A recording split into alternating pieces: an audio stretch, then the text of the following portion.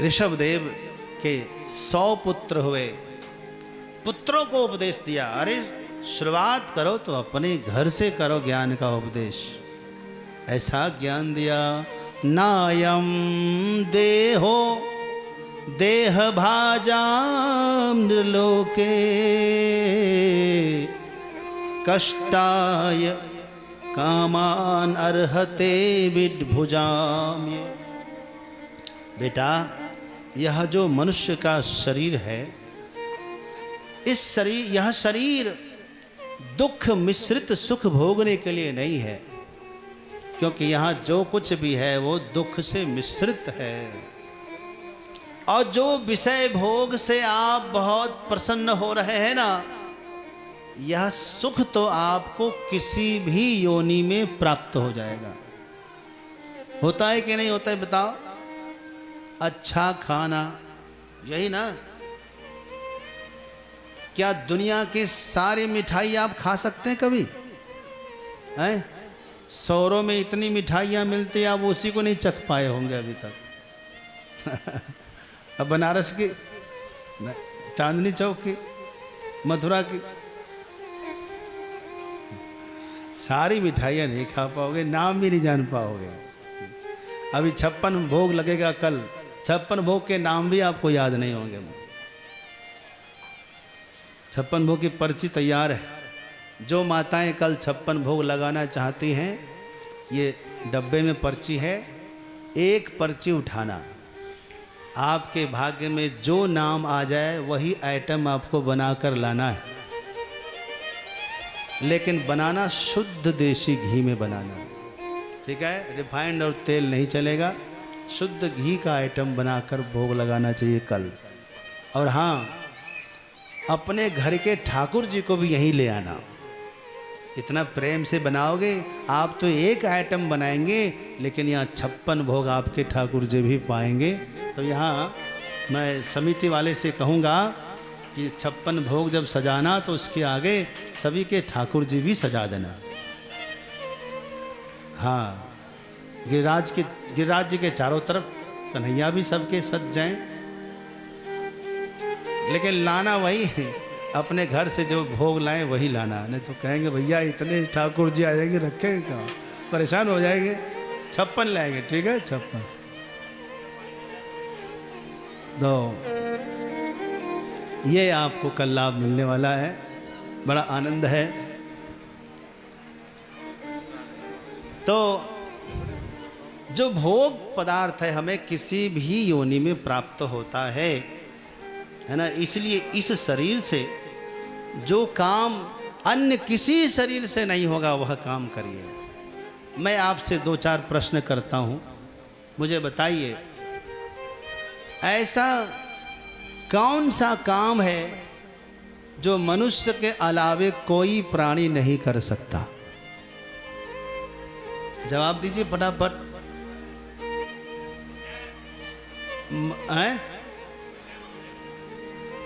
भजन, एक उत्तर आया है, भजन मनुष्य के सिवा कोई प्राणी पशु पक्षी नहीं कर सकता। और कोई काम है? लोग कहते थे कि मनुष्य के अलावा कोई मुस्कुरा नहीं सकता, लेकिन आजकल वीडियो हमने देखा, बंदर भी मुस्कुरा दे रहा, कुत्ता भी मुस्कुरा दे रहा। सोच लेना ऐसा कौन सा काम है जो मनुष्य के सिवा कोई नहीं कर सकता, वह काम आप कर रहे हैं कि नहीं कर रहे? जैसे खाना पीना ये पशु भी करते हैं, मरने से डरना पशु भी करते हैं, सोना पशु भी करते हैं, बाल बच्चे पैदा करना पशु भी करते हैं, बाल बच्चों की चिंता करना यह भी पशु करते हैं। इसके अलावे आप सोचिए जो वो नहीं कर सकते वह काम जरूर करना चाहिए। हाँ, गुरुर्न सस्यात्, यह श्लोक इतना अच्छा है कि हर व्यक्ति को याद होना चाहिए। ये श्लोक आपको उठा देगा, हर दुख से बाहर निकाल देगा। गुरुर्न सस्यात् स्वजनो न सस्यात् पिता न सस्यात् जननी न सा स्यात् दैवं न तत्स्यात् न पतिश्च सस्यात् न मोचयेद्यस्तु समुपेत मृत्युम्। वह पिता पिता नहीं, माता माता नहीं, गुरु गुरु नहीं, देवता देवता नहीं, देवता देवता नहीं, जो हमें मृत्यु से छुटकारा दिलाने में मदद न करे, जो मोक्ष के मार्ग में सहायता ना करे।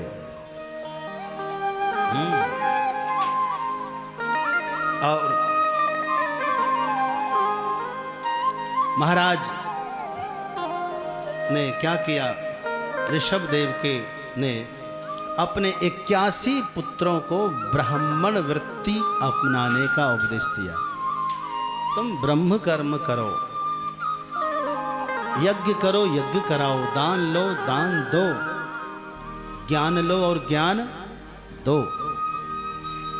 उनमें से 9 पुत्रों को साधु बना दिया, सिद्ध साधु बना दिया। एक पुत्र को राजा बनाया, भरत को, और बाकी उनके साथ सहयोगी बना दिया और खुद भजन करने के लिए निकल पड़े। ऋषभ देव को निमित्त बनाकर, अपना आराध्य बनाकर एक संप्रदाय चलता है भारत में, जैन संप्रदाय। कितना त्याग है उसमें। और भरत जी जब राजा बने तो भरत जी विचार किए कि मेरे पूर्वजों ने क्या किया। पता लगा कि पूर्वजों ने राज्य का विस्तार किया, सब कुछ अच्छा प्रचार प्रसार किया, बुढ़ापे में जाकर भजन किया। बोले ये ठीक नहीं, मैं बुढ़ापे में भजन नहीं करूँगा, मैं तो अभी से भजन करूँगा। अपने पुत्र सुमति को राजा बनाकर भजन करने के लिए भरत जी गए। आप सुन रहे थे, संजय भैया कह रहे थे कि भरत जी भजन करने तो गए, लेकिन एक गलती कर गए कि किसी गुरु के सानिध्य में नहीं गए।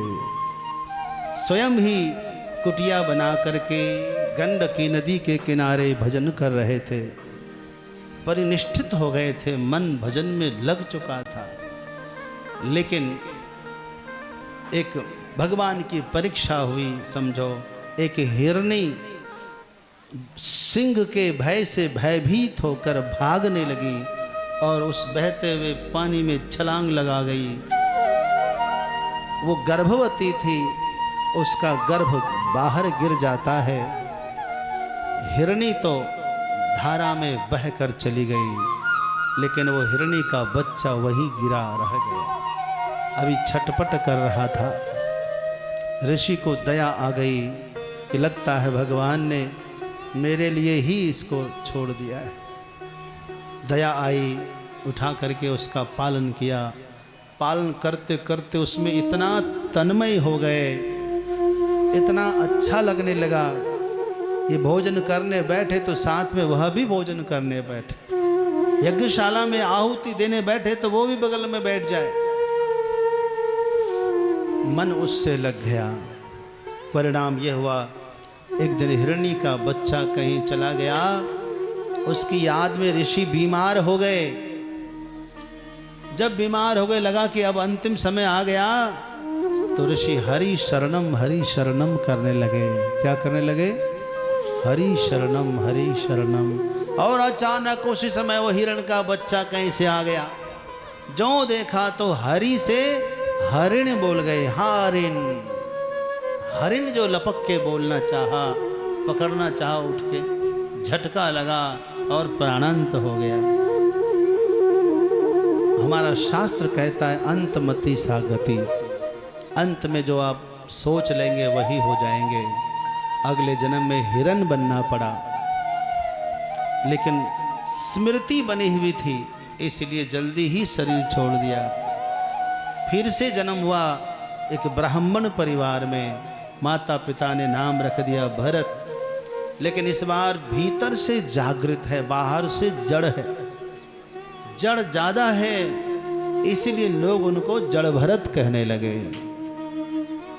माता पिता समझा कर हार गए, गुरुकुल में पढ़ने भेजा, गुरुकुल समझाते रह गए, पढ़ाते रह गए। गुरुजी पढ़ाते थे, बोलो कौवा का, खरहा ख, गधा ग। तो उसने सोचा कि पहले हरि शरणम कर रहा था और हरि से हरिण बोला गया तो हरिण बनना पड़ा। और कौवा का गधा ग बोलते हुए मर गए तो कौवा गधा और फिर बनना पड़ेगा। इसलिए हमको नहीं पढ़ना ये पढ़ाई।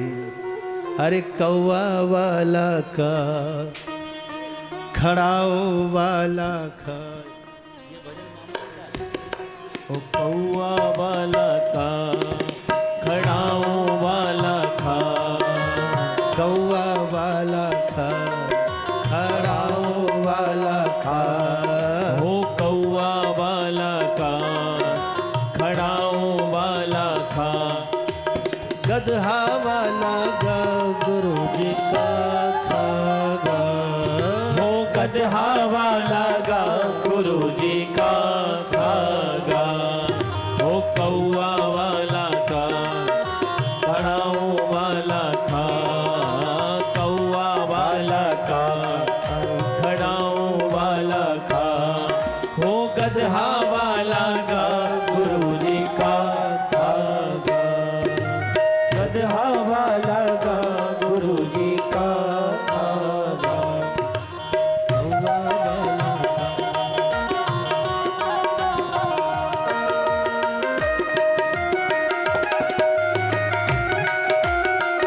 जय हो।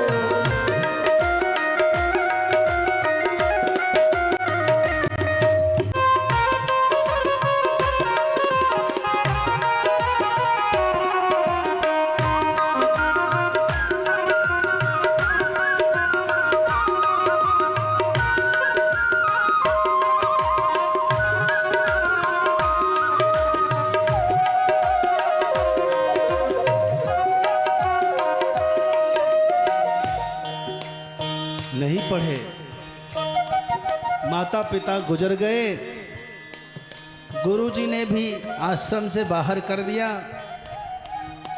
घर में आए, भाभियों ने भी घर से निकाल दिया। खेत में खलियान में गए रक्षा करने, उनको सब प्राणियों में भगवान का रूप दिखने लग गया।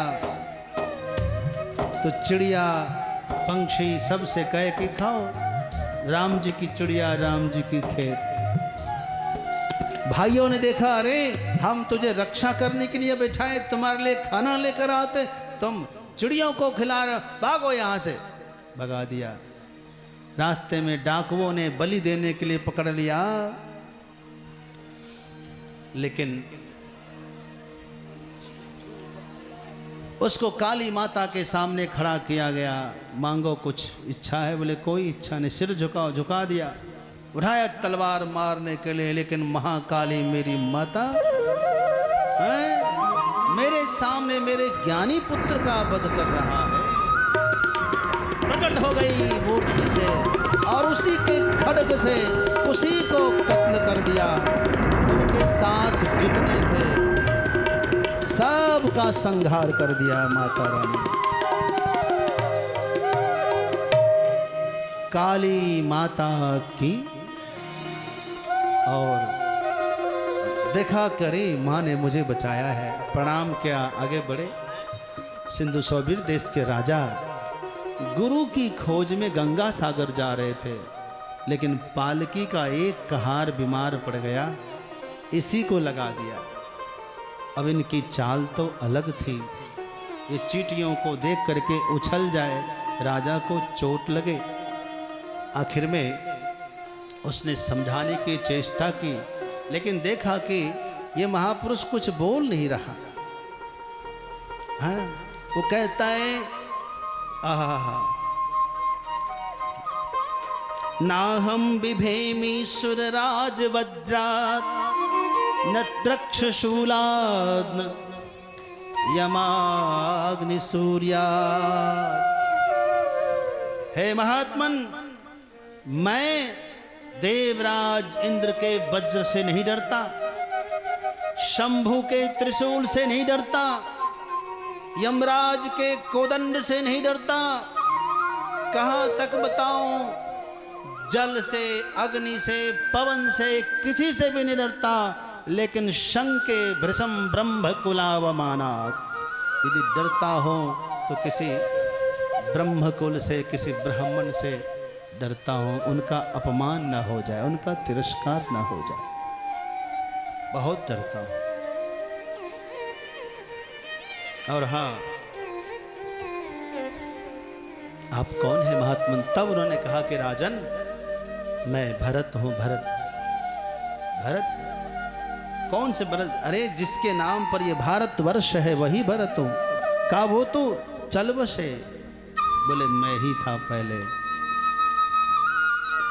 अच्छा एक बात बताओ, ये बताओ कि भरत मुनि कैसे गुजर गए? बोले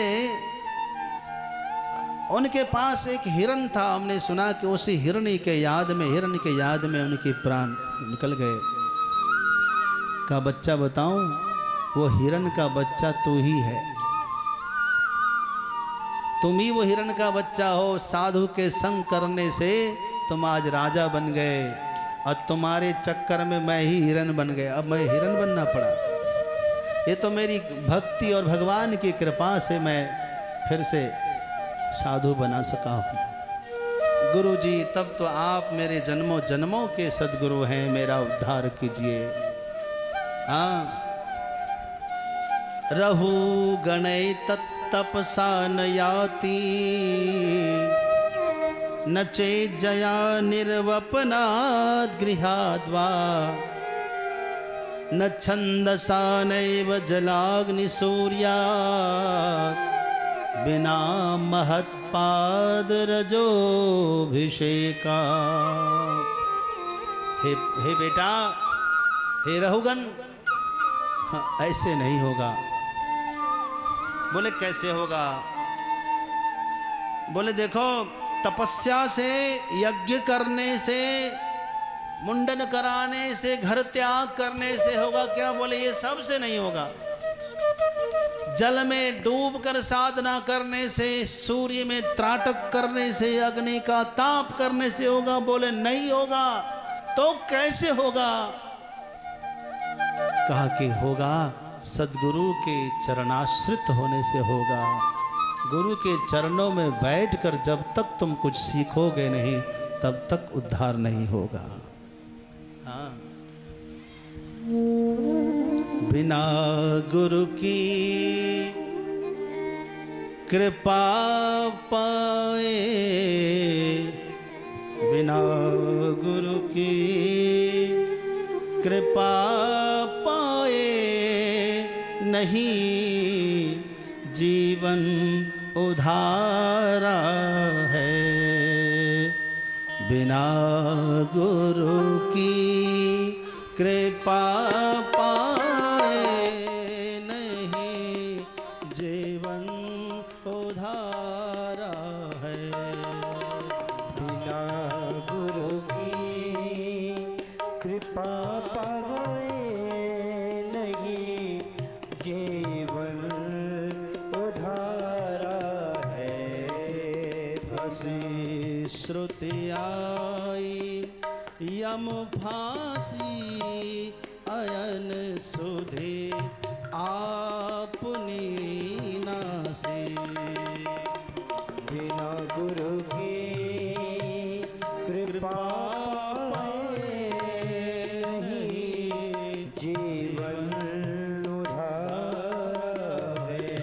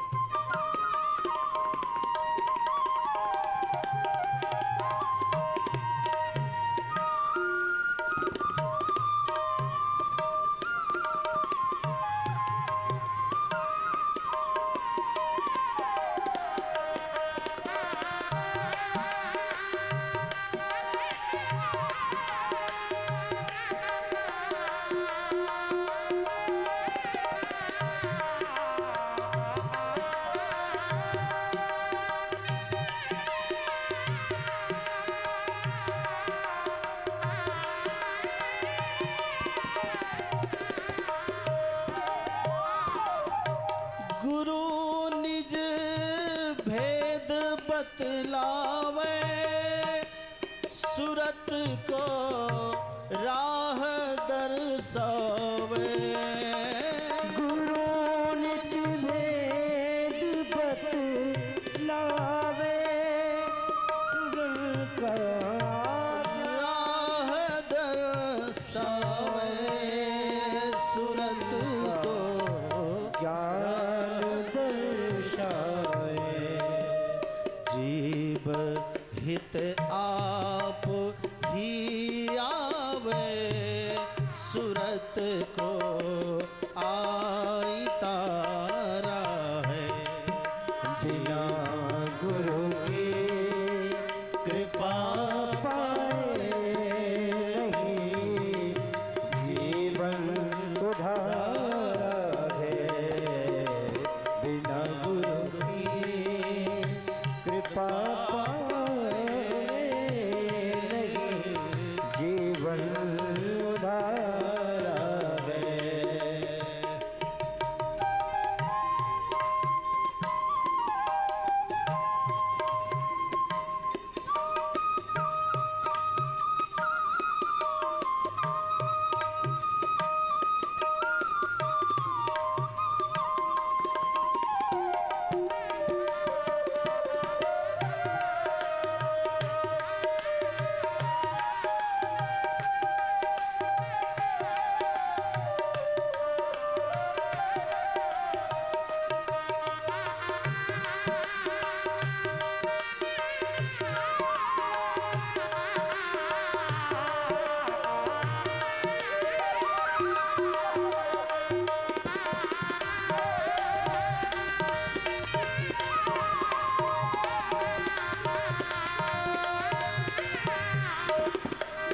मैं जब इस भजन को गाता हूँ और इस पंक्ति को गाता हूँ तो मुझे एक पंक्ति और याद आती है। जो गुरु बसे बनारसी, शिष्य समंदर तीर, एक पल बिसरे नहीं, जो गुण हो ये शरीर।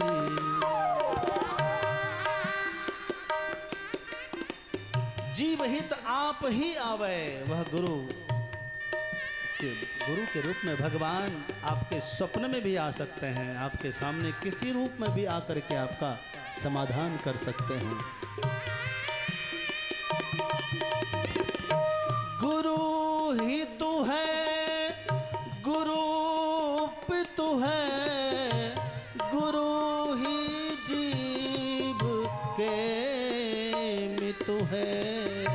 गुरु हित है, गुरु पितु है, गुरु ही जीव के मित्र है।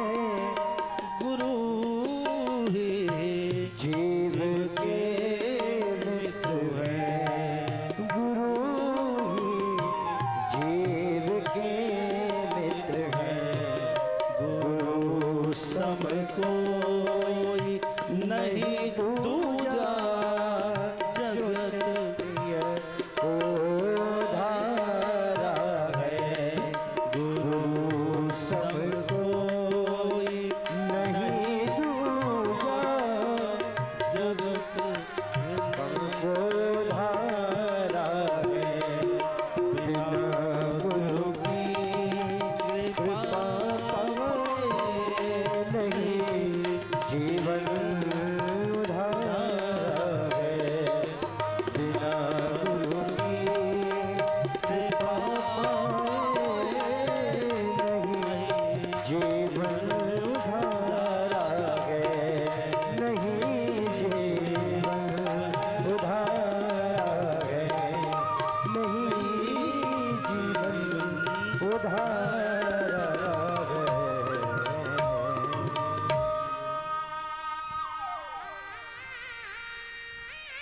यही सार उपदेश समझाया। बिना महत पाद रजोभिषेकम। हाँ, हमारे गुरु भाई पूज्य श्री विद्यानंद गिरि जी महाराज भी भागवत कथा कई बार कर चुके हैं। देवी भागवत भी इनको अभी करना है जाकर। बहुत सुंदर। और आखिर में यह सब समझा करके कहा कि अब मैं जैसा कहता हूँ वैसा करो तो भव सागर से पार हो जाओगे। भव क्या है, सागर कैसे है, क्या है, भवाटवी का पूरा ज्ञान, नरकों का भी निरूपण हुआ। उसके बाद अजामिल का प्रसंग हुआ और अजामिल ने तो केवल प्रमाण भक्ति का दिया कि केचित केवलया भक्त्या वासुदेव परायणाः अघम घुन्वन्ति कार्ष्णेन निहारम इव भास्करः। जैसे सूर्य प्रचंड होता है तो सारे कुहासे कट जाते हैं, वैसे भक्ति को प्रचंड होने दीजिए, सारे पाप कुहासे की तरह साफ हो जाएंगे। भक्ति को बढ़ने दीजिए, प्रेम बढ़ने दीजिए, हाँ, सेवा बढ़ने दीजिए। सेवा का अंत नहीं होना चाहिए। हाँ, शिवजी नंदी पर सवार हुए लेकिन रस्सी नहीं पकड़े। क्या पकड़े? पूंछ पकड़ लिए। लोगों ने पूछा कि बाबा नंदी पे सवार हो, उल्टे बैठे हो, अब पूंछ पकड़े हो, रस्सी क्यों नहीं? बाबा ने कहा अच्छा ये भी नहीं जानते कि ये नंदी तो धर्म का रूप होता है और धर्म की लगाम नहीं खींची जाती, धर्म की तो पूंछ पकड़ी जाती है बेतरनी आसान हो जाने के लिए। तो बंधुओं, अब वही राम जी जब घोड़ा पर बैठकर विवाह करने गए तो लगाम कस के खींच लिया। घोड़ा कामदेव का रूप था। काम पर लगाम हो, श्री राम नाम पर लगाम नहीं होनी चाहिए। धर्म खूब करना चाहिए। हाँ, अजामिल के प्रसंग से हमने ये समझ लिया, संतों की कृपा हुई अजामिल पर। कुसंग में पड़कर घर परिवार छोड़ करके वैश्या से विवाह करके जंगल में रहने लगा था। घर से भगा दिया लोगों ने, लेकिन उसी जंगल में एक साधु यात्रा करने जा रहे थे। साधु की टोली जा रही थी, शाम हो गई थी, तो जंगलों में अक्सर चोर लुटेरे लोग रहते थे। किसी से पूछा भाई यहाँ कोई भगत है? उन चोर लुटेरों ने कहा कि हम सब में एक भगत अजामिल है, लेकिन वो भी है लुटेरा, लेकिन हम सबसे ज़्यादा अच्छा वो जानता है, ब्राह्मण परिवार का है, वो ब्राह्मण ही साधु का सत्कार समझ सकता है, उन्हीं के पास भेजो। तो उनके पास भेज दिया और उनकी पत्नी ने आदर किया, संतों का सत्कार किया और सूखा अनाज दिया भोजन बनाने के लिए। बना के पा रहे थे, कुछ बच्चों ने आकर के, जिन लोगों ने रास्ता बताया था वही लोग आकर कह रहे थे बाबा बड़े प्रेम से पा रहे हो, मालूम है किसका खा रहे हो? डाकू का, चोर का। संतों के आंखों में आंसू आ गए कि हमने तो भगत समझ करके इनका अन्न खाया, भगवान को भोग भी लग चुका है, अब तो मैं इसको फेंक भी नहीं सकता, छोड़ भी नहीं सकता, प्रसादी का तिरस्कार होगा। भगवान प्रार्थना कर लिया उस संत ने, मैं जिसका अन्न खाया हूँ भगत समझ कर खाया हूँ, अब इसको भगत बना देना आपका काम है, मेरी अर्जी लगाना मेरा काम और पूरा करना आपका काम है। इतना सुनना था कि भीतर में जो देवी ने सुन लिया, तुरंत लाल लाल कपड़ा लेकर गई, जिस रास्ते से लूट कर का आता था वहीं खड़ी हो गई। उधर से अजामिल आया, कहा छोड़ो ये सब, लाल कपड़ा पहनो। भगत बना कर ले आई, कहा संतों को प्रणाम करो। प्रणाम किया, दक्षिणा दो। संत समझ गए, बोले भाई हमको दक्षिणा नहीं देना, तुम गर्भवती हो, पुत्र हो जाए तो उसका नाम नारायण रखना। संतों के कहने पे नाम नारायण रखा। अब दिन भर घर में नारायण का नाम निकलने लगा। एक दिन बीमार हुआ, यमदूत बांध कर खींच रहे थे, चीखे पुकारने लगा, नारायण बचाओ, दूरे क्रीडन का सक्तम पुत्रम नारायणा भयम। प्लावितेन स्वरेणोच्चे आजुहाव कुलेन्द्रियः। बेटा दूर में था, नहीं सुना, लेकिन 7 आसमानों पर हमारे भगवान नारायण का सिंहासन हिल गया। 4 दूत आए, यमदूतों से लड़ने लगे, मार मार कर यमदूतों को पीछे कर दिया। नारायण के दूत और यमराज के दूतों में सुंदर संवाद हुआ कि भैया धर्म कौन है? बोले धर्म तो नारायण का स्वरूप है। यदि कोई सांकेत्यम पारिहास्यम वा स्तोभम हेलनमेव वा, भगवान का नाम कोई संकेत में ले, परिहास में ले, श्रद्धा से ले, चाहे बिना श्रद्धा से ले, सारे पाप उसके कट जाते हैं। अच्छा आपसे पूछूं, आप राम राम कितने प्रकार से कह सकते हैं? जरा बताना। राम राम कितने प्रकार से कह सकते हैं? हे सीताराम, ये क्या है? ये संकेत। सीताराम भी कह दिया और संकेत भी कर दिया। हास्य में राम राम क्या कहते हैं आप? हास्य में, परिहास में आप जो है कैसे भी करके भाय भाय को भाय अलख आलस हो, भाय को भाय अलख आलस हो, नाम जपत मंगल देश दसहु, नाम जपत मंगल देश दसहु, भाय को भाय अलख आलस हो, भाय को भाय। किसी भी प्रकार से भगवान का नाम लेंगे तो कल्याण होगा। और नाम के महात्मा को उजागर किया है इस प्रकार। जब यमदूत चले गए, नारायण के दूत चले गए छोड़कर, तब अजामिल सोचने लगा कि सच में मैं तो बेटा का ही नाम ले रहा था। मेरे प्रभु कितने दयालु हैं, फिर भी मेरा उद्धार करवा दिए। यदि मैं श्रद्धा से नाम लूँगा, सच्चे मन से नाम लूँगा, मेरा जरूर उद्धार हो जाएगा। हाँ,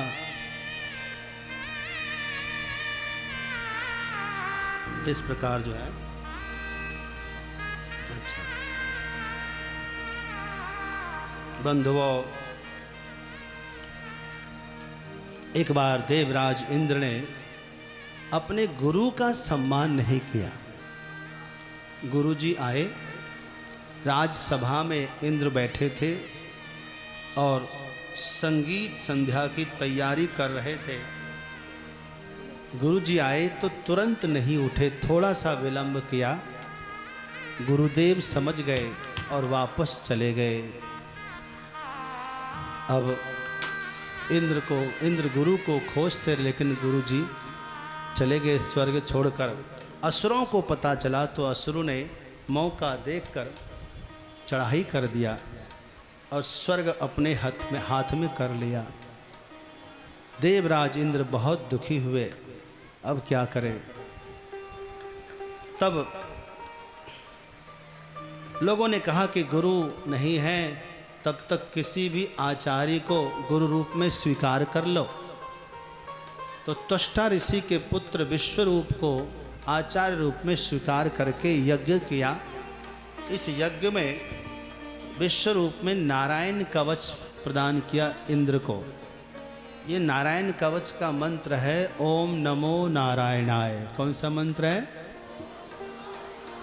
जो हम लोग आप लोग बोलते हैं ना, ये नारायण कवच का मंत्र है। कवच का मतलब क्या होता है आप जानते हैं ना? जो हमारी रक्षा करता है। तो भगवान नाम से, नारायण के नाम से ही हमारी रक्षा होती है। इसलिए जब भी कोई घर से बाहर जा रहा हो यात्रा करने, तो हैप्पी जर्नी बोलने के बजाय नारायण नारायण कहना चाहिए, और जाने वाले को भी नारायण नारायण कहना चाहिए। 4 बार नारायण के नाम हो जाएंगे, उसकी यात्रा सफल हो जाएगी, सुरक्षित हो जाएगी। बोलो प्यार से, ओम नमो नारायण।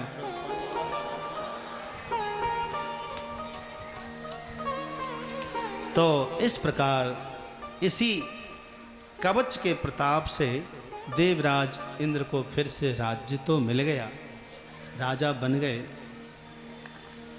इधर क्या हुआ कि विश्वरूप के बारे में पता किया, क्योंकि विश्वरूप जो है त्वष्टा ऋषि के पुत्र थे, और त्वष्टा ऋषि के जो साले साहब थे वो हिरण्यकशिपु हिरण्याक्ष थे। अच्छा,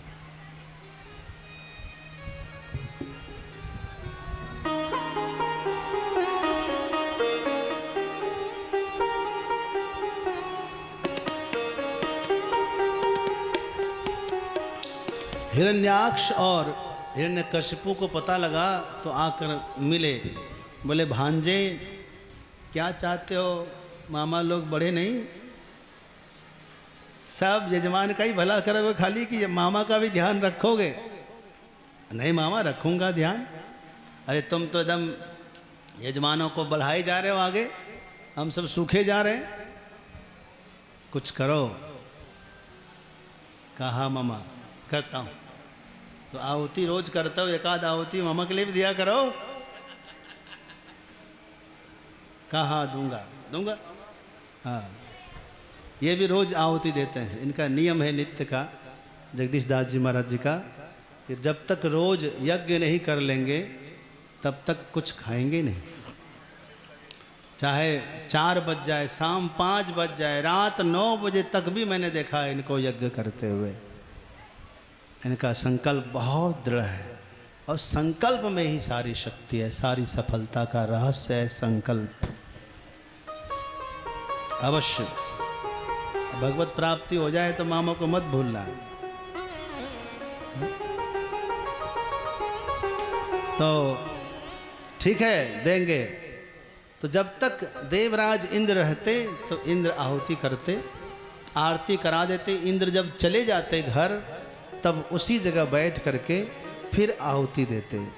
और आरती के बाद जो आहुति, पूर्णाहुति के बाद यदि कोई आहुति देता है वह असुरों को मिलता है, तो असुर भी बलवान होने लगे। तब किसी ने इंद्र से जाकर कहा कि आपके जो आचार्य हैं वो कपट कर रहे हैं। पता चला तो इंद्र ने आकर के आचार्य का वध कर दिया। इंद्र पर ब्रह्म हत्या का दोष लगा। इंद्र ब्रह्म हत्या के भय से पीड़ित हो गए।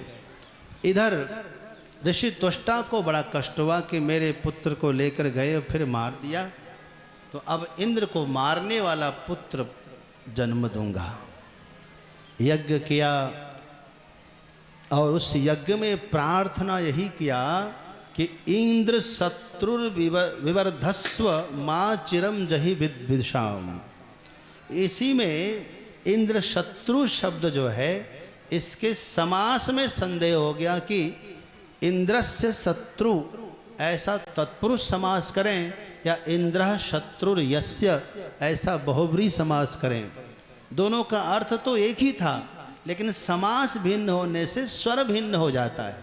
उदात्त अनुदात्त में फर्क पड़ जाता था, जिसकी वजह से स्वर भेद हुआ, समास भेद हुआ तो अर्थ बदल गया। मंत्र की जो शक्ति है वो विपरीत हो गई। इंद्र के हाथों मरने वाला पुत्र हुआ। जैसे यज्ञ से प्रकट हुआ, नाम रखा वृत्तात्रायस्व। हे पुत्र, जो मेरे ऊपर संकट आया है हम पर, इससे हमें बचाओ। नाम रखा वृत्र। असुर यो परिवार में है तो वृत्रासुर। अकेले गया युद्ध करने, सबको परास्त कर दिया। स्वयं स्वर्ग का राजा बन गया, इंद्र बन गया।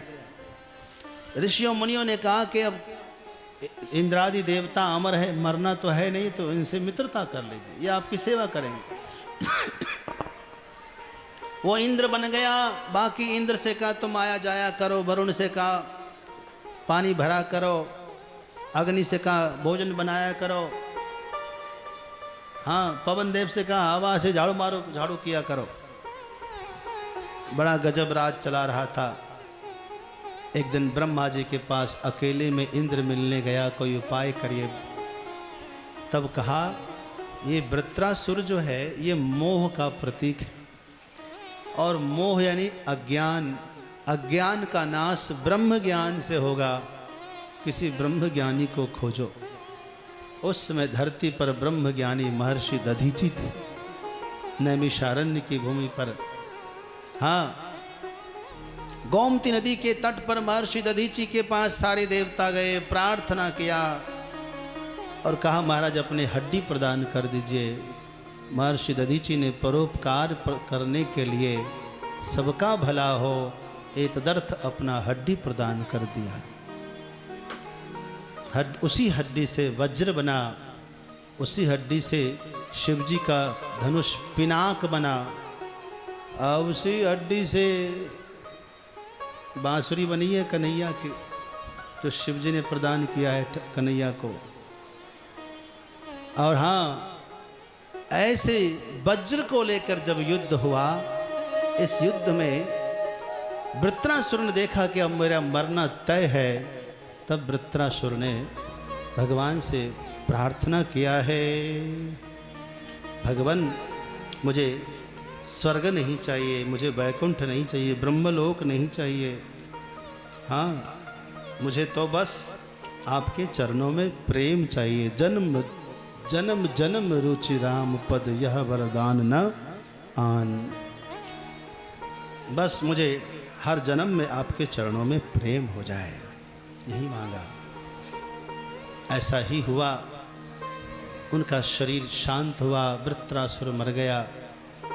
परीक्षित ने पूछा है वृत्रासुर कौन था? बोले पूर्व जन्म में राजा चित्रकेतु था, अनेक पत्नियां थी, पुत्र नहीं था। ऋषि अंगिरा के आशीर्वाद से एक पुत्र हुआ, लेकिन बाकी सब रानियों को उस पुत्र से जलन हो गई, द्वेष हो गया, तो सब ने मिलकर जहर खिला दिया उस बच्चे को, मर गया। बहुत रोए चित्रकेतु, बहुत रोए। उनको समझाने के लिए फिर से वही अंगिरा ऋषि और नारद मुनि आए, उस बालक को एक बार फिर से जीवित कर दिया, मिले। तब उस बालक ने कहा कि कर्म भीर भ्राम्य मानस्य, हम सब कर्म के चक्र में घूमते रहते हैं, कभी कोई पिता, कभी कोई पुत्र, कभी कोई पुत्र पिता बन जाता है। हिसाब हो गया पूरा, पुत्र चला गया। चित्रकेतु को बड़ा वैराग्य हुआ, दोनों ने जाकर खूब भजन किया, सशरीर गंधर्व हो गया।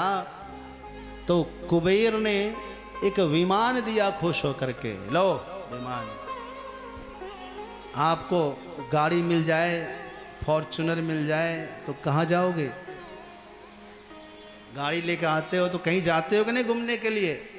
वारा भगवान के पास आते हैं ना गाड़ी लेकर के पूजा कराने के लिए।